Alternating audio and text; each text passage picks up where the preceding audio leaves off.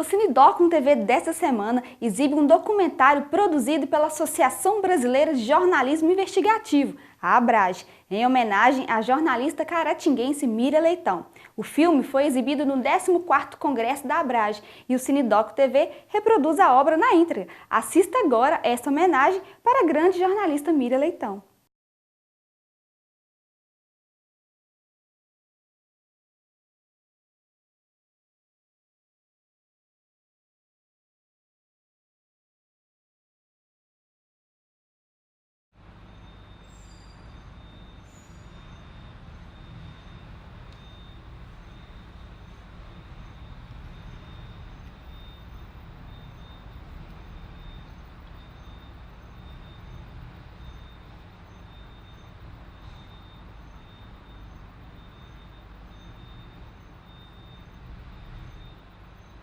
Quando eu comecei a ler jornal, eu lia jornal muito cedo, menina mesmo, eu lia jornal com o meu pai. A gente ficava na janela esperando o jornal chegar, que ele chegava por volta de 4 horas. Né?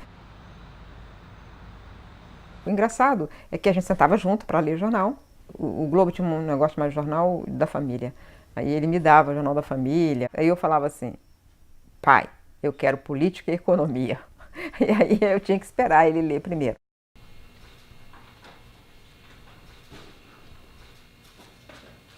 Tem coisa mais chata do que logo de manhã você tem que provar para os jornais que você é assinante, entendeu? Tem que entrar com senha, aí dá bug, ainda bem que tem um jornal de papel. Olha, é tão natural que eu não sei o que eu estava querendo. Eu queria estar na conversa, eu queria ter a minha opinião, eu queria, muito cedo eu começava a falar, não acho isso, eu concordo, eu discordo, participar dos acontecimentos, eu queria ser parte. E aí, quais são os próximos passos? 14 e 15 de junho, e aí vai para o plenário. Caratinga é uma cidade que de repente virou um centro educacional e cultural de uma região grande. Teve o maior cinema de Minas Gerais, né? Cabia 2.200 pessoas. Mamãe era professora, papai era o nosso professor, o nosso pastor, o nosso diretor. A Mirinha era tímida, muito tímida, mas muito corajosa. Como o papai era pastor presbiteriano, domingo a gente não podia ir ao cinema, né? Mamãe mandava ela limpar o nosso quarto, por exemplo, né? Dos homens. E ela ficava muito indignada quando ela pegava uma peça de roupa nossa que estava debaixo da cama, ela jogava para cima e falava muito bravo contra aquela situação. Se revoltava e fazia o seu discurso, né? Ela era uma pessoa muito do discurso. Agora, apesar de você estar dizendo que a capitalização é o que sobrou para a oposição para discutir, na verdade é o ministro que toda hora coloca. A mudança na forma de cobrança, no valor cobrado, no rural, não acaba provocando mais ruído? Não, mas o BPC também, né? Tá bom. Bom dia, viu, de trabalho. Tchau.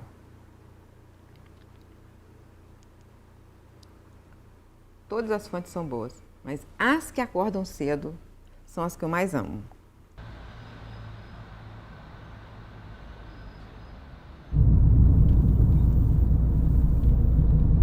Meu primeiro trabalho foi engraçado, porque eu cheguei em Vitória, queria ser independente, indo para Vitória eu tinha que eu me virar. Então eu peguei o jornal para procurar emprego de qualquer coisa que tivesse. Achava que talvez eu pudesse ser uma auxiliar de secretária. Né, o datilografava, quem sabe, né, escrevia, quem sabe podia escrever cartas do chefe, eu imaginava assim. Então, hoje tem um dia, quinta-feira é um dia muito cheio. Bom dia, CBN, na quinta-feira programa, depois CBN de novo e depois coluna. E hoje ainda tenho que ir ao Estúdio I de tarde. E aí eu comprei o jornal para procurar e o primeiro anúncio era o anúncio de repórter para o jornal. E a única exigência é ter o 2º grau completo e saber datilografia. Pronto. Fiz o teste na tribuna de Vitória e comecei a trabalhar na Tribuna. Então foi assim, quando eu entrei, eu precisei de 24 horas só para saber que é aquilo que eu queria fazer para o resto da minha vida.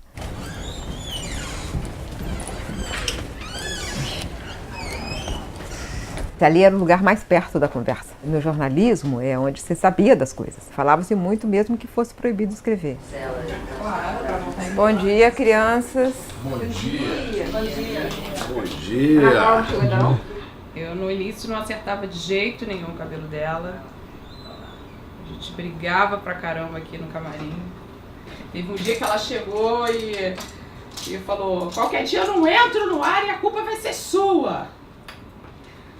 Quando ela me contou do envolvimento dela político, falou das pessoas, especialmente do Marcelo, com quem ela iria se casar, eu não dimensionei exatamente o que era. Às vezes em que ela saía para encontrar o namorado, era para encontrar o namorado, mas também para pichar ruas, paredes, etc., para reuniões do partido, do PCdoB. Eu só fiquei ciente do peso que isso tinha quando a Miriam foi presa.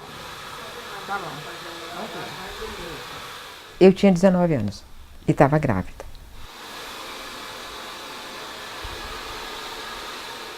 É uma coisa tão estranha, porque eu não tinha certeza que eu estava grávida. Eu achava que estava grávida, tanto que eu não tinha contado para o Marcelo. E aí, quando eu fui presa, eu falei, caramba, e eu estou grávida. Estava exposta a todo tipo de violência. Eu precisava dizer para eles, porque não para pedir que me tratassem melhor, mas eu precisava dizer. Então, as primeiras pessoas a quem eu disse que eu estava grávida foram os meus torturadores.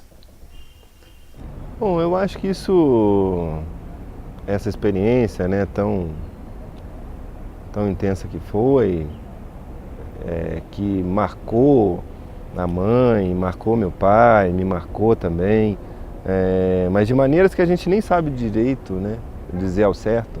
Essas coisas são tão difíceis de você mapear. Ela arrancou de si forças para sobreviver, para me manter vivo, que não dá para dizer de onde vem.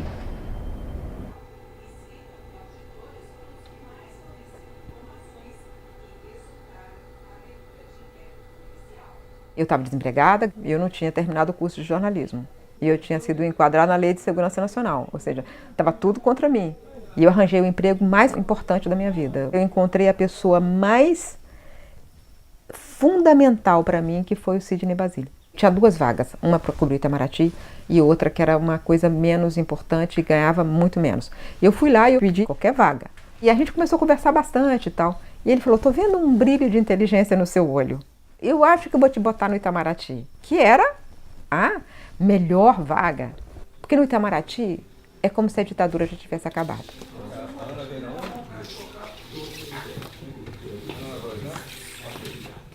O Itamaraty era o que havia de mais interessante no governo. Havia aquela expectativa de que finalmente se começava a ver a luz no fundo do túnel, né? Ia terminar o regime militar, mas em todas as áreas do governo, a que melhor refletia esse espírito novo era a política externa, que se recusava a ver o mundo pelo prisma da Guerra Fria. A Miriam se interessava muito por isso, e eu conversava muito com ela, porque a política econômica nessa época não era muito diferente do que tinha sido, né? Estamos de volta agora para falar da maratona de 8 horas do ministro da Economia para defender a reforma da Previdência na Comissão Especial da Câmara. A velha Previdência é uma fábrica de privilégios. É uma máquina de transferências perversas de renda. O que você achou dele e o que a equipe econômica diz? Qual foi a avaliação que fizeram? Primeiro, o que eles acharam, né? Eu conversei hoje cedo com o integrante da equipe econômica que estava lá, e o que ele disse é que dessa vez ele acha que o governo conseguiu se explicar melhor. Eu particularmente acho, Chiquiana, que o governo, o ministro, principalmente Paulo Guedes, gasta tempo demais falando de uma reforma futura. E de qualquer maneira, eu acho que se o governo focar exatamente na reforma que ele está fazendo agora, que é a reforma da hora, em vez de ficar falando do futuro, que ainda não aconteceu, acho que ele pode ter mais avanços. Milton e Cássia. Até mais, ouvintes. Dentro de casa, eu via ela muitas vezes em situação difícil até na carreira, porque as pessoas agora estão, né, vem a Miriam Leitão, né, e estão acostumadas com o rosto dela na TV, acostumadas com a voz dela no rádio, a ver as colunas dela, mas nem sempre foi assim, né? Essa demissão lá da Veja foi uma coisa difícil, porque ela trabalhou muito, né? Eu lembro que quando ela estava na Veja, ela trabalhava muito, mas muito mesmo. Sabe aquela coisa de virar à noite, revista? Eu já trabalhei em revista, trabalhei na época. Chega quinta-feira, né? Você vira à noite, né? Você tem uma mesa aqui? Não, não tenho não. Eu uso, ó, invado. E eu fui demitida e eu ouvi da pessoa que executou a ordem, assim, você não sabe escrever. Então era como se eu tivesse sido desprovida do que tinha me levado ao jornalismo, o que me levou para a vida. Eu achava que era a ferramenta que eu tinha, sabe? Quando você sabe, eu vou para a luta com essa arma. Aí te diz, você não tem essa arma. Pode trabalhar, tá? Porque a vida dura assim, vai trabalhando, vai fazendo tudo. Não, fica à vontade, fica à vontade. Todo mundo tem que continuar trabalhando. O show tem que continuar. Aí eu falei, bom, então eu vou me dar uma tarefa. Aí pedi um freela na Playboy. Foi uma entrevista com o Fernando Henrique Cardoso. Eu propus, olha, e se eu entrevistar esse novo senador que está chegando aí? Então eu fui, fiz uma entrevista longa, com várias etapas, e tarará, tarará. E na hora de escrever, eu falava, caramba, eu não vou conseguir escrever porque eu não sei escrever. Quando eu terminei de escrever, às 3 da manhã, a entrevista do Fernando Henrique, que eu li, falei, caramba, tá uma boa entrevista. Quando você disse para ela que ia fazer jornalismo, como é que ela reagiu? Ela foi contra, né? Ela foi contra. Ela disse que, sim, ela tem uma paixão muito grande pela profissão, né? Óbvio. E isso passou pra gente. Mas ela chegou pra mim e falou, você quer ser jornalista? Ah, então tá bom. Então você vai ter que ler todos os jornais a partir de hoje e eu vou te perguntar. Depois que ela tinha separado e tal, né? Uma outra fase da carreira. Como filho, eu vi tudo. Eu vi todos esses momentos. A Miriam chegou pronta, mas a única vaga que tinha era de repórter, auxiliar na coluna, se chamava Coluna Social na época, da Coluna do Zósimo. Que era uma área de, enfim, digamos, futilidade, não era a área mais importante do jornal do ponto de vista dos acontecimentos, né? A juíza também pediu atenção para o não uso de algemas na prisão. E aí o Temer, então, ficaria preso na sede da PF. Mas ela chegou como uma principiante. Ela teve a atitude de uma foca, quer dizer, tudo bem, eu vou catar nota, como diz o Anselmo. Você pergunta ao Anselmo Góes o que ele faz, eu sou catador de nota e tal. Que era isso que a Miriam fazia, mas fazia isso com maior empenho, quer dizer, não tanto com tanta competência, como ela já revelou. Pior que eu só levava notícia de economia para lá, sabe? E eu errava o nome das pessoas famosas, das celebridades. Eu botei uma vez uma legenda falando que alguém era outro alguém, entendeu? Deu um problema danado. Mas ele achava engraçado, eu ser tão atrapalhada com a elite carioca, que errava o nome de todo mundo, não conseguia guardar o nome de ninguém. Mas sabia tanta coisa dos bastidores do governo. Exatamente. A gente tem aprendido o quanto sempre tem uma empresa, né? Uma empresa com relação com outras empresas, contratos fictícios, o padrão ele se repete. E todos na tentativa de registrar a saída do ex-presidente Michel Temer. Me lembro dela rodando pela redação. O que ela queria era a redação, né? Evidente. Como eu trabalhava com voluntários, né? Eu não tinha uma equipe especial para trabalhar, para fazer o caderno B especial, que era um caderno de entrevista, caderno de ensaio, enfim, era um trabalho, era fechar aquele caderno semanalmente, sem equipe. E ela, quando percebeu isso, ela ofereceu o trabalho dela, quer dizer. Eu acho que a melhor cobertura do Plano Cruzado foi no caderno B especial com a Miriam Leitão. Ela brilhou tanto que o diretor de redação, Marcos Sá Correia, logo depois chamou-a para ser editora de economia do jornal.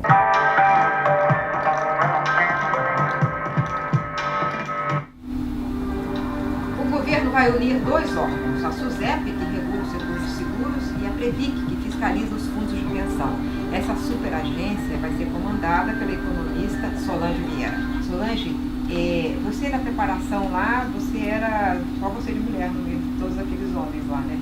O que é exatamente essa agência que vai surgir? Cada novo plano, a gente sabia que aquilo ali era o país se debatendo para encontrar o fim daquele tormento hiperinflacionário. Naquela inflação daquele tamanho não podia ter projeto de país. A gente tinha redemocratizado, então a gente tinha um projeto de país político, mas a gente não tinha um projeto de país econômico. O que vocês insistem em pontos que fragilizam o argumento de que é para combater os privilégios? O capitalismo brasileiro ele é muito específico, ele é muito patrimonialista, ele se apropria do Estado. Então, às vezes, quando você está tomando uma decisão que parece liberal, ela pode ser de esquerda, na verdade. De esquerda no sentido de que você está tentando que os recursos fiquem mais socializados. O capital político que ele usou à época... Eu estou onde eu sempre estive. Eu sou uma pessoa hoje mais de centro, mas eu sempre vou querer políticas que levem a mais distribuição de renda.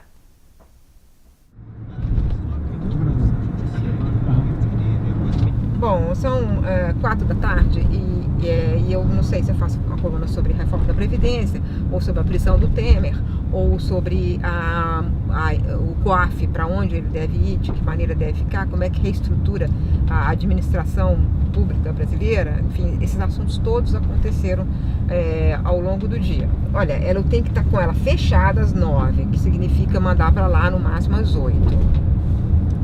Uma vez eu tirei férias, eu tirei férias e fui inquieta porque eu não deveria ir. E de fato eu não deveria ir, que 3 dias que eu estava lá eu tive que voltar correndo para cá. Foi a desvalorização do real em janeiro de 1999. E quando eu saí, eu falei, Sérgio, eu não quero ir. A situação do Brasil está muito estranha. Ele falou assim, Miriam, você não sabe tirar férias, você não sabe relaxar. Tenta relaxar. Ai, cara, e agora a coluna? É isso aí. E olha, a gente tem lançamento de livro hoje.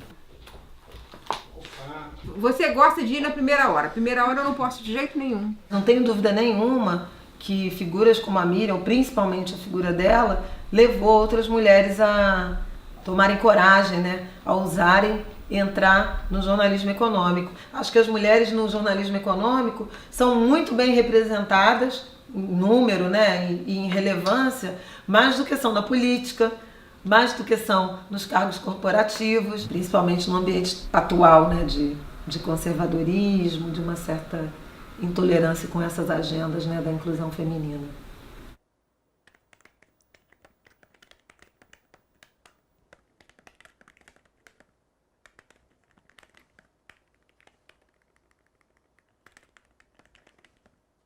Quando eu entrei no jornalismo, era uma barreira enorme. As pessoas podiam não notar, mas eu sabia que cada barreira que colocava, cada admoestação que eu recebia, algumas das minhas demissões, tinha um machismo envolvido. Eu fui demitida por assédio. A gente falou muito da demissão da Veja, mas a demissão que mais doeu foi essa demissão. Quando uma pessoa vira para você e fala, há muito tempo eu tento, há muito tempo você diz não, isso tem um preço, e no dia seguinte você é demitido, fica explícito, né? Durante a noite, que eu chorei muito, eu pensei, qual luta eu vou lutar? Eu vou lutar para voltar ao mercado de trabalho ou vou lutar essa luta? Era um mundo mais primitivo. Se uma mulher falasse, eu fui assediado, não, quem sabe não foi bem assim e tal. Eu falei, não, eu não quero lutar essa luta. Eu vou lutar para voltar ao mercado de trabalho. Eu estava decidida a continuar no jornalismo. A coluna está pronta. Quando eu cheguei aqui estava um pouco perdida, mas eu tive uma conversa decisiva com uma pessoa importante no Congresso. E ele falou, olha, é o seguinte, me ajudou a pensar sobre a reforma da Previdência e as confusões que aconteceram hoje. Eu botei assim, para ganhar a guerra é preciso escolher as batalhas.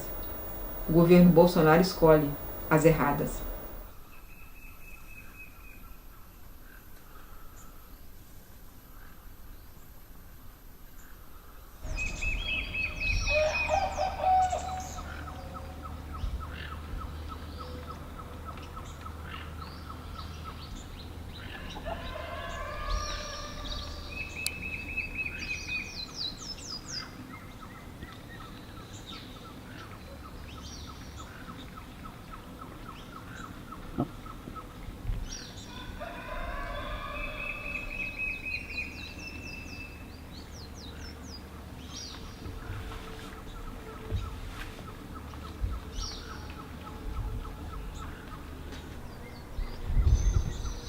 Ó.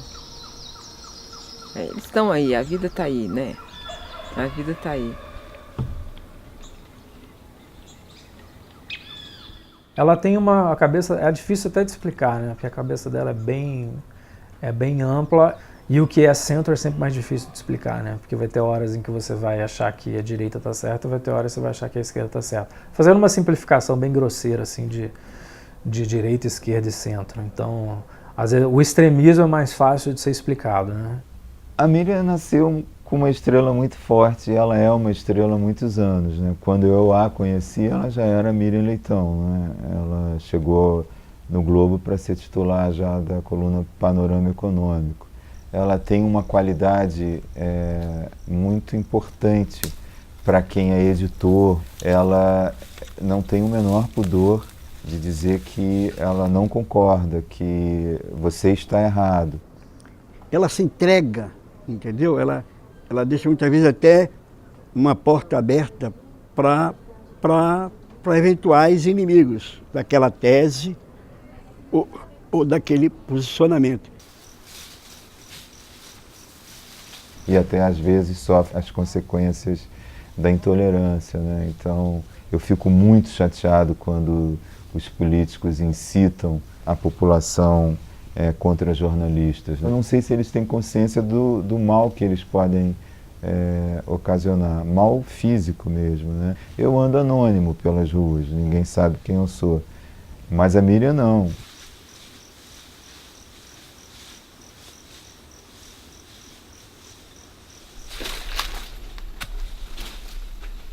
É linda, né, essa mata, né?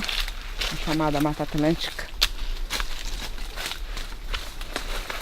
Mata Atlântica é um bioma, um dos poucos que está aumentando a área vegetada, assim, aumentando muito ligeiramente. Mas sabe quem está aumentando? As pessoas. São pequenas reservas como essa em que as pessoas resolveram plantar. Cada passarinho que por aí foi, comeu um fruto, saiu e fez o seu cocôzinho que caiu no chão e virou uma plantinha. É com ele que eu fiz aliança, sabe? Eu não sei quem ele é, mas ele eu sei as espécies que são mais dispersoras, menos dispersoras. Olha o velho bem-te-vi aí. Ele vê tudo, bem-te-vi, vê tudo. Parece jornalista. O jornalismo é um privilégio, porque ele permite que você faça isso, que você sente com o embaixador, ou tem uma chance de ir para uma tribo indígena, ou ficar no Banco Central, em qualquer lugar que você vá. Você pode pedir, me explica. E eu acho que só explica bem quem parou para ouvir. Então esse que é o privilégio do jornalista. Ele ouve e ele explica, ele faz essa ponta, ele faz esse meio, é isso que nós somos. Nós somos o meio do caminho, o meio da conversa. É isso que eu queria ser, é isso que eu sou.